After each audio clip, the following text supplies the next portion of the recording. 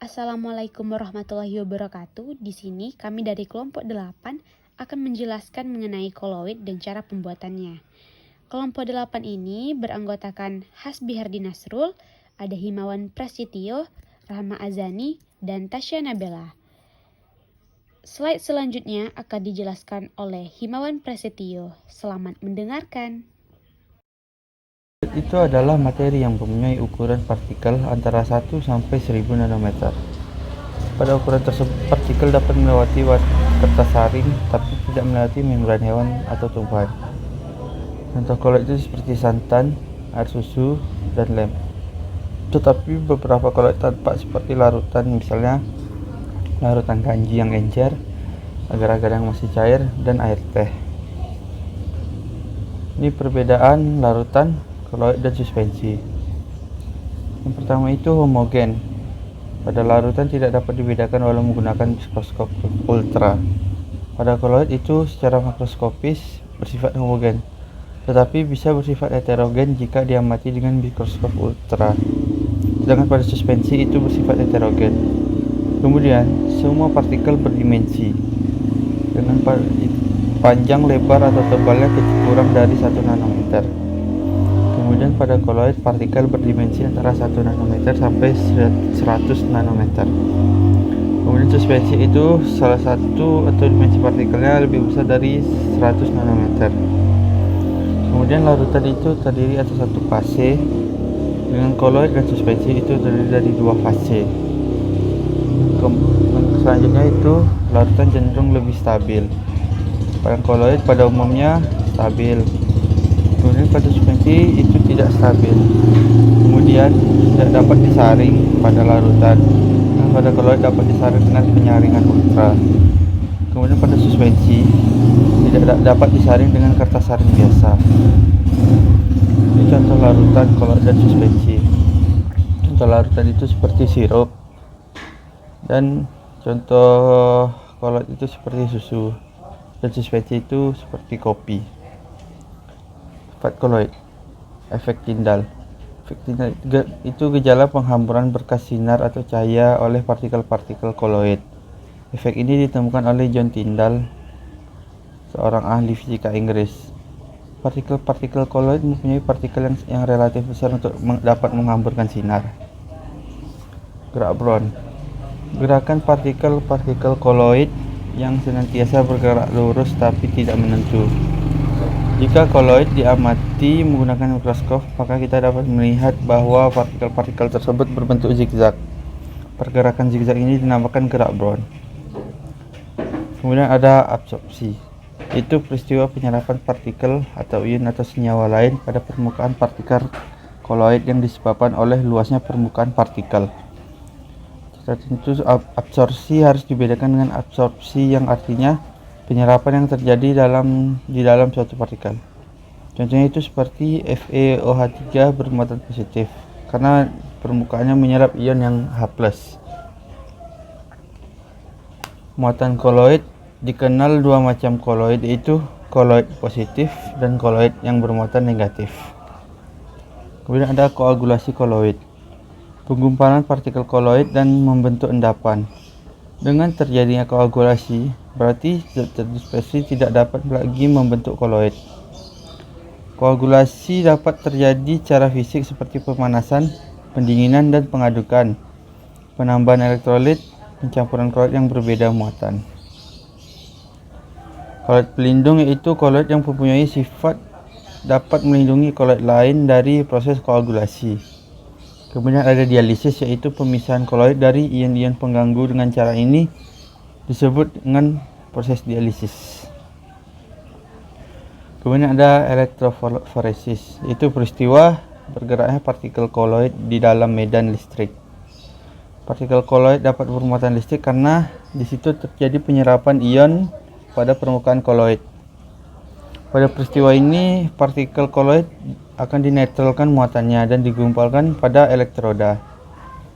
Kegunaannya adalah untuk menentukan muatan yang dimiliki oleh suatu partikel koloid. Ini 2 batang elektroda ke dalam elektrolit, kemudian dihubungkan dengan sumber arus searah. maka partikel koloid yang akan bergerak ke salah satu elektroda tergantung pada jenis muatannya. Koloid bermuatan negatif akan bergerak ke anoda atau elektroda positif, sedangkan koloid bermuatan positif akan bergerak ke katoda atau elektroda negatif. Contoh penerapannya itu adalah seperti identifikasi DNA, mendeteksi kelainan genetik, proses penyaringan debu pabrik. Kemudian ada koloid liofil atau solliofil. Merupakan jenis koloid yang fase terdispersinya dapat meningkat atau menarik medium pendispersinya. Jika medium pendispersinya air, disebut dengan koloid hidrofil atau solhidrofil. Sifat-sifatnya itu pertama mengadopsi mediumnya. Kemudian yang kedua itu dapat dibuat dengan konsentrasi yang relatif besar. Kemudian tidak mudah menggumpal pada penambahan elektrolit. Lalu viskositas lebih besar daripada mediumnya. Bersifat resibel, efek tindal yang lemah, koloidnya organik, kemudian gerak bron yang tidak jelas. Contohnya dari koloid liofil ini adalah protein, sabun, deterjen agar-agar, kanji, dan gelatin. Kemudian ada koloid liofob. Merupakan koloid yang fase terdispersinya tidak dapat meningkat atau menarik medium pendispersinya. Jika medium pendispersinya air, disebut dengan koloid hidrofil atau solhidrofob. Sifatnya itu tidak mengabsorpsi mediumnya. Yang kedua, hanya stabil pada konsentrasi kecil, mudah menggumpal pada penambahan elektrolit. Kemudian viskositasnya hampir sama dengan mediumnya. Selanjutnya itu tidak reversibel, efek tindal lebih jelas. Umumnya koloid anorganik. Terus gerak bron yang ditampilkan itu sangat jelas. Contohnya itu susu, mayones, sol belerang, sol FeOH3, sulfida, dan sol logam. Kemudian ada emulsi.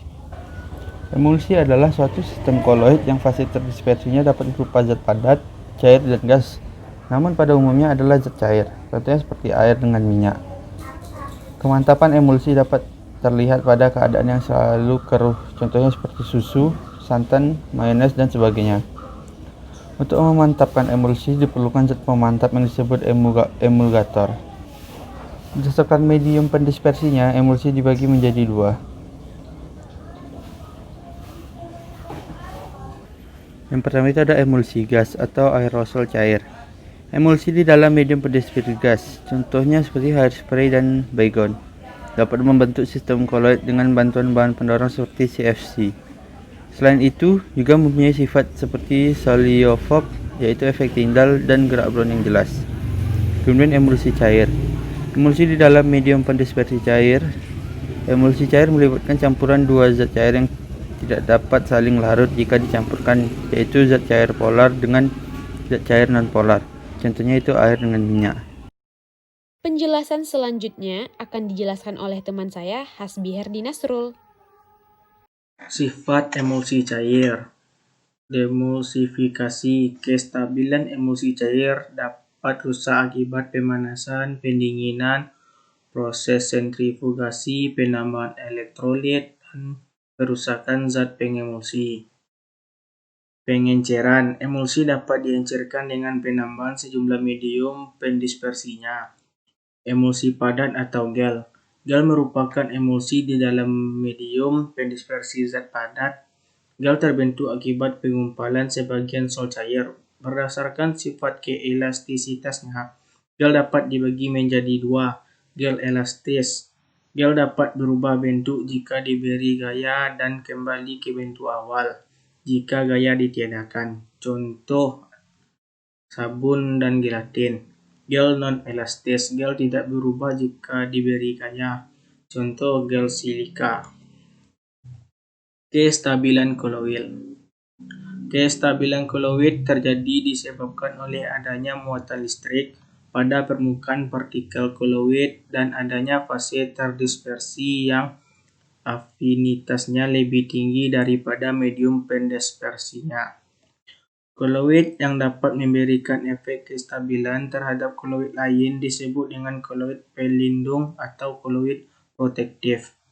Koloid pelindung banyak digunakan pada pembuatan es krim, tinta, cat, dan sebagainya. Proses untuk menghilangkan ion-ion pengganggu kestabilan koloid disebut dialisis. Peristiwa dialisis dapat dipercepat dengan elektrolisis, yaitu dengan memberikan elektroda-elektroda. Pemurnian koloid. Pemurnian koloid dilakukan dengan cara pertama, dialisis dengan cara melewatkan polar dalam sistem koloid melalui membran semi permeabel. Maka ion atau molekul terlarut akan mengikuti pelarut, sedangkan koloidnya tertahan karena koloid menjadi murni. 2. Ultrafiltrasi. Diameter partikel koloid lebih besar dari partikel suspensi, maka koloid tidak dapat disaring dengan kertas saring biasa, tetapi harus menggunakan kertas saring berpori halus. Untuk memperkecil pori kertas saring dicelupkan ke dalam koloidion, misalnya selofan. Elektroforesis digunakan untuk memurnikan koloid dari partikel zat pelarut. Cara koloid yang bermuatan negatif akan bergerak ke elektroda bermuatan positif, sedangkan koloid bermuatan positif bergerak ke elektroda bermuatan negatif. Dengan demikian, campuran koloid positif dan negatif dapat dipisahkan. Macam-macam koloid. Yang pertama, aerosol. Sistem koloid dari partikel padat atau cair dapat terdispersinya dalam gas. Jika zat yang terdispersi berupa zat padat disebut aerosol padat. Contoh aerosol padat adalah debu buangan knalpot. Sedangkan bila zat yang terdispersi berupa cair disebut aerosol cair. Contoh aerosol cair adalah spray dan obat semprot. Untuk menghasilkan aerosol diperlukan suatu bahan pendorong atau propelan aerosol. Propelan aerosol yang banyak digunakan yaitu CFC dan CO2. Yang kedua, sol. Sistem koloid dari partikel padat yang terdispersi dalam zat cair disebut sol. Koloid jenis sol banyak kita temukan dalam kehidupan kita sehari-hari. Contoh sol air sungai, sol sabun, sol deterjen, tinta tulis, cat, sol kanji. Sol hidrofil. Efek tinta lemah mengabsorpsi mediumnya, viskositas lebih besar daripada mediumnya, bersifat reversibel, tidak mudah digumpalkan dengan penambahan elektrolit, stabil, terdiri atas zat organik. Contohnya sabun, deterjen, kanji, agar-agar, gelatin. Sol hidrofob. Efek tinta lebih jelas, tidak mengabsorpsi mediumnya, hampir sama, tidak reversibel, mudah digumpalkan dengan penambahan elektrolit, kurang stabil, zat organik. Contohnya sol balerang, sol logam, sol Fe, OH 3 kali, sol AS2, S3, SO, AgCl. C. Emulsi. Sistem koloid dari zat cair yang terdispersi dalam zat cair lain. Syarat terjadinya emulsi adalah kedua jenis zat cair itu tidak saling melarutkan. Emulsi digolongkan menjadi dua, yaitu emulsi minyak dalam air atau emulsi air dalam minyak. Minyak diartikan sebagai semua zat cair yang tidak bisa larut dalam air. Contoh emulsi minyak dalam air, santan, susu, dan lateks. Contoh emulsi air dalam minyak, mayones, minyak bumi, dan minyak ikan. Untuk membentuk emulsi digunakan zat pengemulsi atau emulgator, yaitu zat yang dapat tertarik oleh kedua zat cair tersebut. Contoh sabun untuk mengemulsikan minyak dan air, kasein sebagai emulgator pada susu. D. Buih. Sistem koloid dari gas terdispersi dalam zat cair. Untuk menstabilkan buih diperlukan zat pembuih. Contoh zat pembuih sabun, deterjen, protein. Buih dapat dipecahkan dengan agen anti buih atau defoaming agents. Contoh agen anti buih, eter, dan isoamil alkohol. Yang kelima, gel. Koloid setengah kaku atau antara padat dan cair. Gel dapat terbentuk dari suatu sol yang zat terdispersinya mengadsorpsi medium dispersinya. Contoh gel, agar-agar, lem, selai, kanji, gelatin, gel sabun, dan gel silika. Zat dalam larutan koloid. Zat terdispersi yakni zat yang larut di dalam larutan koloid. Zat pendispersi yakni zat pelarut di dalam larutan koloid. Berdasarkan fase terdispersi maupun fase pendispersi, suatu koloid dibagi sebagai berikut. Fase terdispersi padat, medium pendispersi gas, nama koloid aerosol padat, contoh asap debu. Fase terdispersi padat, medium pendispersi cair, nama koloid sol, contoh sol emas, tinta, cat. Ini bisa dilihat sebagai contoh yang lain.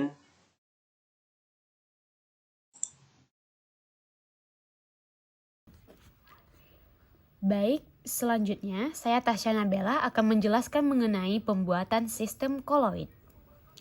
Nah, di sini sistem pembuatan koloid ini terdiri atas cara kondensasi dan dispersi. Yang mana pada skema di bawah ini, koloid ini berada di antara larutan sama suspensi. Jika partikel larutan sejati ini bergabung menjadi partikel koloid, maka dinamakan dengan kondensasi. Dan jika partikel kasar dipecah menjadi partikel koloid, itu dinamakan dengan dispersi. Di sini untuk larutan menjadi koloid itu dilakukan dengan kondensasi, dan untuk suspensi menjadi koloid dilakukan dengan cara dispersi. Untuk lebih lanjutnya, mari kita lihat. Kalau dengan cara kondensasi ini ada 4, itu ada reaksi redoks, hidrolisis, ada dekomposisi rangkap, kemudian ada penggantian larutan. Nah, dengan cara dispersi itu ada cara mekanik, cara peptidisasi, kemudian ada cara busur Bredig. Nah, semua pasti bingung kan, gimana sih caranya? Baik, kita akan melanjutkan pada slide berikut.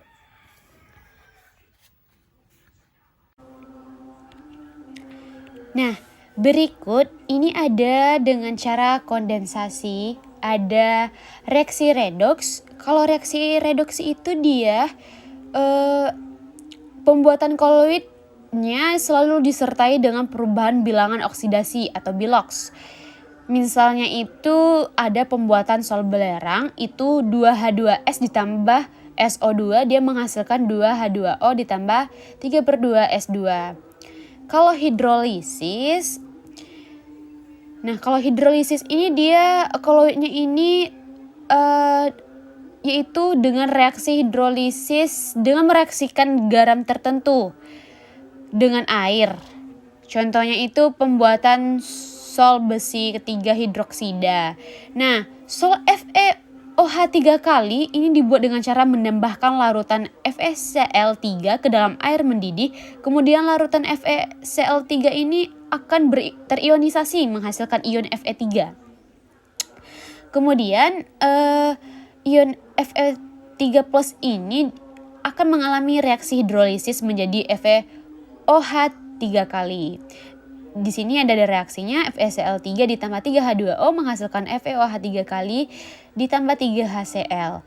Kemudian di sini ada dekomposisi rangkap. Apalagi sih itu? Nah, kalau ini dia dilakukan dengan cara mencampurkan 2 macam larutan elektrolit hingga menghasilkan endapan yang berukuran koloid. Contohnya ini ada sol AgCl dibuat dengan mencampurkan larutan perak nitrat encer dengan larutan HCl encer. Di sini ada reaksinya AgNO3 ditambah HCl itu menghasilkan AgCl ditambah HNO3. Kemudian selanjutnya ada penggantian pelarut. Nah, kalau penggantian pelarut ini dia untuk menurunkan kelarutan suatu zat terlarut. Nah, contohnya bila larutan jenuh kalsium asetat itu dicampur dengan alkohol, dia akan terbentuk suatu gel, begitu. Selanjutnya kita akan melihat kalau dengan cara dispersi itu ada dengan cara mekanik. Ini bagaimana sih? Nah, contohnya itu ada sol belerang itu dibuat dengan menggerus serbuk belerang bersama dengan gula pasir, kemudian mencampur serbuk halus tersebut dengan air. Nah, makanya dia partikel kasarnya itu dipecah menjadi partikel koloid. Kemudian ada dengan cara peptisasi. Kalau cara peptisasi itu dia pembuatan koloidnya dari butir-butir kasar suatu endapan dengan bantuan zat pemeptisasinya. Contohnya apa sih? Nah, kalau contohnya pada cara peptisasi ini ada agar-agar yang dipeptidasi oleh air. Ada nitroselulosa itu oleh aseton, kemudian ada karet oleh bensin, dan masih banyak lagi. Kemudian kalau cara busur Bredig itu dia digunakan untuk membuat sologam. Nah, dua kawat yang berfungsi sebagai elektrode itu dicelupkan ke dalam air, kemudian yang kedua ujung kawat diberi loncatan listrik. Di sini ada homogenisasi, itu menggunakan mesin homogenisasi. Apa sih contohnya? Nah, kalau contohnya itu ada emulsi obat di pabrik dilakukan dengan proses homogenisasi, yaitu pembuatan susu kental manis yang bebas kasein dilakukan dengan mencampurkan serbuk susu skim ke dalam air dengan menggunakan mesin homogenisasi tersebut. Kemudian selanjutnya kita akan melihat komponen penyusun koloid. Ada terbagi menjadi dua, itu ada fase kontinu dan fase diskontinu. Nah, bedanya ini kalau kontinu dia medium pendispersinya jumlahnya lebih banyak. Kalau diskontinu dia medium terdispersinya yang jumlahnya lebih banyak. Nah, contohnya itu seperti kalau kita bikin susu dicampur air gitu kan. Nah, susu ini dia dimaksud sebagai fase terdispersinya. Sedangkan medium terdispersinya itu adalah air. Begitu contohnya. Kemudian selanjutnya kita melihat di sini ada bentuk partikel koloid. Nah, kalau bulatan itu misalnya seperti virus silika, kalau batang itu virus juga, kalau piringan itu bentuknya seperti misalnya globulin dalam darah. Nah, kalau serat itu misalnya selulosa. Di sini ada gambar dari karakteristik bentuk partikel koloid tadi. Bisa dilihat. Selanjutnya kegunaan koloid dalam kehidupan sehari-hari. Nah, pasti di sini sudah pada tahu kan apa sih kegunaan koloid ini? Kenapa dia bisa digunakan dalam kehidupan sehari-hari? Itu disebabkan karena sifat karakteristik koloid itu yang penting, yaitu dapat digunakan untuk mencampur zat-zat yang tidak dapat saling melarutkan secara homogen dan bersifat stabil untuk produksi dalam skala besar.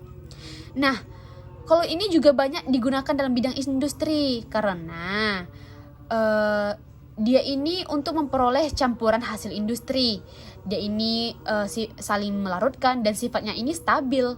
Kemudian dalam kenyataannya banyak produk industri yang berupa sistem koloid baik sebagai bahan makanan, bangunan, dan obat-obatan. Mari kita lihat contohnya. Itu kalau dalam bidang industri makanan ada pemutihan gula. Nah, gula tebu itu kan dia masih berwarna. Itu dapat diputihkan. Caranya bagaimana? Yaitu dengan melarutkan gula ke dalam air, kemudian larutan dialirkan melalui sistem koloid tanah diatomae atau karbon, dan partikel koloid ini dia akan mengabsorpsi zat warna tersebut. Kemudian partikel-partikel koloid tersebut dia akan mengabsorpsi zat warna dari gula tebu sehingga gula dapat berwarna putih. Contoh selanjutnya kita bisa melihat penghilangan kotoran pada proses pembuatan sirup. Kadang-kadang kan gula ini dia masih mengandung pengotor, sehingga jika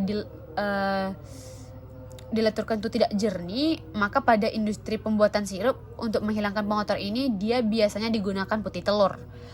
Setelah gula itu larut, sambil diaduk, itu ditambahkan putih telur sehingga putih telur tersebut menggumpal dan mengabsorpsi pengotor. Selain putih telur, itu dapat juga digunakan seperti zat lainnya seperti arang aktif. Nah, contoh selanjutnya itu ada perebusan telur. Telur mentah itu kan merupakan suatu sistem koloid dengan fase terdispersi berupa protein. Nah, jika telur tersebut direbus, itu akan terjadi koagulasi sehingga telur tersebut menggumpal. Kemudian ada pembuatan yogurt. Teman-teman pasti sudah tahu kan kalau susu itu dapat diubah menjadi yogurt, yaitu melakukan fermentasi. Nah, pada fermentasi susu itu akan terbentuk asam laktat yang menggumpal dan berasa asam. Kalau pembuatan tahu itu mula-mulanya kedelai itu dihancurkan sehingga terbentuk bubur kedelai seperti susu dia. Kemudian itu ditambahkan larutan elektrolit yaitu CaSO4-2H2O yang disebut sebagai batu tahu sehingga protein kedelai menggumpal dan membentuk tahu. Nah, tadi kan dalam bidang industri makanan. Kalau dalam industri kosmetik seperti apa sih? Kenapa sih digunain gitu kan? Biasanya dia bahan-bahan kosmetik ini dia umumnya hampir 90% itu disebut bahan koloid. Itu disebabkan karena koloid ini dia mudah menyerap pewangi sama pewarna. Nah, koloid ini dia mempunyai beberapa kelebihan kenapa dia digunakan dalam bidang industri. Yang pertama itu dia mudah dibersihkan, kemudian dia tidak merusak kulit dan rambut, mudah menyerap berbagai bahan yang berfungsi sebagai pewangi, pelembut, dan pewarna. Kemudian dia juga mengandung 2 jenis bahan yang tidak saling melarutkan. Di sini ada contoh bahan kosmetiknya. Kalau dia lipstick, pensil alis, maskara itu tuh dia berupa sol padat. Kalau emulsi itu ada contohnya tuh seperti susu pembersih muka atau kulit. Kalau berupa sol itu ada cairan masker dan cat kuku, berupa gel itu ada deodoran dan minyak rambut yang jelinya. Ada biasanya itu minyak rambut pada laki-laki itu berbentuk jelly. Kemudian ada berupa aerosol itu seperti spray parfum, deodoran atau hairspray. Kemudian ada berupa buih itu tentu saja sabun biasanya. Selanjutnya kalau dalam bidang obat-obatan. Nah, ada zat-zat yang tidak terlarut dalam air sehingga harus dikemas dalam bentuk koloid supaya dia mudah diminum. Contohnya seperti apa sih? Nah, ini pada gambar di bawah ini ada contohnya itu seperti kapsul. Contohnya obat dalam berbentuk kapsul.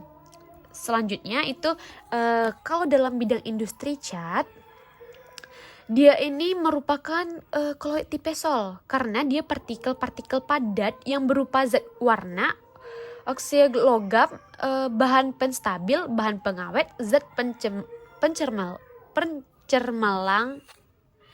dan zat pereduksi dihaluskan hingga berukuran partikel koloid. Kemudian selanjutnya itu didispersikan dalam satu cairan agar sol tetap terjaga kestabilannya dan bahan-bahan didispersikan tidak mengedap, ditambahkan emulgator dan zat pelindung yang tergantung pada jenis medium pendispersinya. Nah, apabila medium pendispersi berupa senyawa polar, misalnya air dan alkohol nih, maka emulgatornya itu harus yang dapat larut dalam pelarut polar. Dan juga sebaliknya, jika medium pendispersi berupa senyawa non-polar, maka emulgatornya juga dapat larut dalam pelarut non-polar, begitu. Nah, untuk selanjutnya itu akan dijelaskan oleh teman saya, Rahma Azani. Baik, selanjutnya, zat pelindung dalam cat berfungsi untuk melindungi bahan-bahan pewarna atau bahan padat lain yang menempel pada bahan yang dicat dari pengaruh panas. Oleh karena itu, saat cairan pelarut menguap, sifat-sifat bahan pewarna dan bahan-bahan lain yang didispersikan tidak berubah oleh pengaruh cahaya matahari atau zat-zat kimia lain yang bersentuhan dengan bahan cat tersebut. Kemudian, kegunaan koloid di bidang kesehatan. Yang pertama, penggumpalan darah. Darah mengandung sejumlah koloid protein yang bermuatan negatif. Jika terjadi luka, maka luka tersebut dapat diobati dengan pensil stiptik atau tawas yang mengandung ion-ion Al3+ dan Fe3+. Ion-ion tersebut membantu agar partikel koloid di protein bersifat netral, sehingga proses penggumpalan darah dapat lebih mudah dilakukan. Yang kedua, membantu pasien gagal ginjal. Proses dialisis untuk memisahkan partikel-partikel koloid dan zat terlarut merupakan dasar bagi pengembangan dialisator. Penerapan dalam kesehatan adalah sebagai mesin pencuci darah untuk penderita gagal ginjal. Ion-ion dan molekul kecil dapat melewati selaput semi-permeabel. Dengan demikian, pada akhir proses pada kantung hanya tersisa koloid saja. Dengan melakukan cuci darah yang memanfaatkan prinsip dialisis koloid, senyawa beracun seperti urea dan keratin dalam darah penderita gagal ginjal dapat dikeluarkan. Darah yang telah bersih kemudian dimasukkan kembali ke tubuh pasien tersebut. Kemudian, kegunaan koloid di bidang industri. Yang pertama, penggumpalan lateks. Getah karet dihasilkan dari pohon karet atau hevea. Getah karet merupakan sol, yaitu dispersi koloid fase padat dalam cairan. Karet alam merupakan zat padat yang molekulnya sangat besar atau polimer. Partikel karet alam terdispersi sebagai partikel koloid dalam sol getah karet. Untuk mendapatkan karetnya, getah karet harus dikoagulasikan agar karet menggumpal dan terpisah dari medium pendispersinya. Untuk mengkoagulasikan getah karet, biasanya digunakan asam formiat, HCOOH atau asam asetat, dan CH3COOH. Larutan asam pekat itu akan merusak lapisan pelindung yang mengelilingi partikel karet. Sedangkan ion-ion H+-nya akan menetralkan muatan partikel karet sehingga karet akan menggumpal. Gumpalan karet digiling dan dicuci lalu diproses lebih lanjut sebagai lembaran yang disebut sheet atau diolah menjadi karet remah. Untuk keperluan lain, misalnya pembuatan balon dan karet busa, getah karet tidak digumpalkan melainkan dibiarkan dalam wujud cair yang disebut lateks. Untuk menjaga kestabilan stol lateks, getah karet dicampur dengan larutan amonia. Larutan amonia yang bersifat basa melindungi partikel karet di dalam sol lateks dari zat-zat yang bersifat asam sehingga sol tidak menggumpal. Yang kedua, penggunaan arang aktif. Arang aktif merupakan contoh dari adsorben yang dibuat dengan cara memanaskan arang dalam udara kering. Arang aktif memiliki kemampuan untuk menyerap berbagai zat. Obat norit atau obat sakit perut mengandung zat arang aktif yang berfungsi menyerap berbagai zat dan racun dalam usus. Arang aktif ini juga digunakan para topeng gas, lemari es untuk menghilangkan bau, dan rokok filter untuk mengikat asap nikotin dan tar. Yang ketiga, sebagai bahan pencuci. Prinsip koloid juga digunakan dalam proses pencucian dengan sabun dan deterjen. Dalam pencucian dengan sabun atau deterjen, sabun berfungsi sebagai emulgator. Sabun akan mengemulsikan minyak dalam air sehingga kotoran-kotoran berupa lemak atau minyak dapat dihilangkan dengan cara pembilasan dengan air. Selanjutnya, kegunaan koloid di bidang lainnya. Pertama, penjernihan air. Untuk memperoleh air bersih, perlu dilakukan upaya penjernihan air. Kadang-kadang, air dari mata air seperti sumur gali dan sumur bor tidak dapat dipakai sebagai air bersih jika tercemari. Air permukaan perlu dijernihkan sebelum dipakai. Upaya penjernihan air dapat dilakukan baik skala kecil atau rumah tangga maupun skala besar seperti yang dilakukan oleh perusahaan daerah air minum atau PDAM. Air keran yang ada saat ini mengandung partikel-partikel koloid tanah liat, lumpur, dan berbagai partikel lainnya yang bermuatan negatif. Oleh karena itu, untuk menjadikannya layak untuk diminum harus dilakukan beberapa langkah agar partikel koloid tersebut dapat dipisahkan. Hal itu dilakukan dengan cara menambahkan tawas. Ion Al3+ yang terdapat pada tawas tersebut akan terhidrolisis membentuk partikel koloid yang bermuatan positif melalui reaksi Al3+ ditambah 3H2O menghasilkan AlOH 3 kali ditambah 3H+. Setelah itu, ALOH 3 kali menghilangkan muatan-muatan negatif dari partikel koloid tanah dan terjadi koagulasi pada lumpur. Lumpur tersebut kemudian mengendap bersama tawas yang juga mengendap karena pengaruh gravitasi. Berikut merupakan skema dari penjernihan air. Yang kedua yaitu pembentukan delta di muara sungai. Air sungai mengandung partikel-partikel koloid pasir dan tanah liat yang bermuatan negatif. Sedangkan air laut mengandung ion-ion Na+, Mg2+, dan Ca2+ yang bermuatan positif. Ketika air sungai bertemu di laut, maka ion-ion positif dari air laut akan menetralkan muatan pasir dan tanah liat, sehingga terjadi koagulasi yang akan membentuk suatu delta. Ketiga, pengambilan endapan pengotor. Gas atau udara yang dialirkan ke dalam suatu proses industri seringkali mengandung zat-zat pengotor berupa partikel-partikel koloid. Untuk memisahkan pengotor ini digunakan alat pengendap elektrostatik yang pelat logamnya yang bermuatan akan digunakan untuk menarik partikel-partikel koloid. Yang keempat yaitu mengurangi polusi udara. Gas buangan pabrik yang mengandung asap dan partikel berbahaya dapat diatasi dengan menggunakan alat yang disebut pengendap kotrel. Prinsip kerja alat ini memanfaatkan sifat muatan dan penggumpalan koloid sehingga gas yang dikeluarkan ke udara telah bebas dari asap dan partikel berbahaya. Asap dari pabrik sebelum meninggalkan cerobong asap dialirkan melalui ujung-ujung logam yang tajam dan bermuatan pada tegangan tinggi yaitu 20.000 sampai 75.000 volt. Ujung-ujung yang runcing akan mengionkan molekul-molekul dalam udara.